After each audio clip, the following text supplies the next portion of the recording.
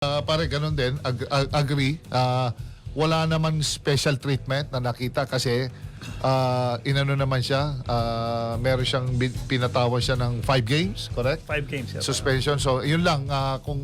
Kung kulang ba o dapat pantagdan, it's up to the commissioner to decide on that. Pero yung ginawa niya na yun, baka nakapanood to ng MMA, John Jones. Diba? Pero to endanger ang isang manlalaro din, mali yun. Kasi, alam mo, pareho lang naman kayong na gustong magbigay ng karangalan sa eskwelahan nyo. Uncalled for yun. Hindi siguro kahit even yung mga... Hindi na part ng basketball yun.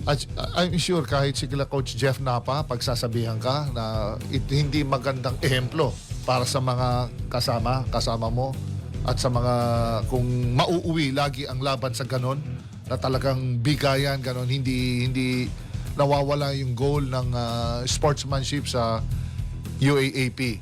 So, yun lang, kailangan talaga pa rin i-emphasize talaga yung focus, hindi man nawawala sa mga manlalaro, especially ano ba ang purpose mo ulit. Kasi yun, basketball yun eh. Kaya meron tayong nakafocus ka on winning. Any distractions, anything, baka may narinig siya or what, or meron siya naiisip, dapat talaga ang sole focus mo lang, it's to win. And the team should always prevail sa sitwasyon lagi. Yung team ang iisipin mo.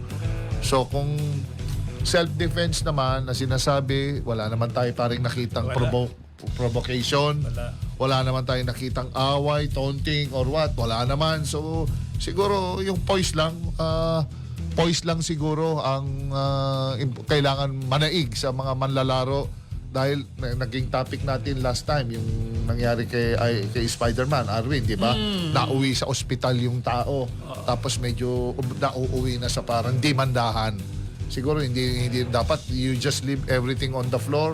Pagkatapos ng basketball, uwi na kayo sa kanya-kanya yung bahay at sa kanya-kanyang eskwelahan. Tapos na, handshake, tapos na. Hindi na dapat mauwi pa sa kung saan-saan eh. Yeah.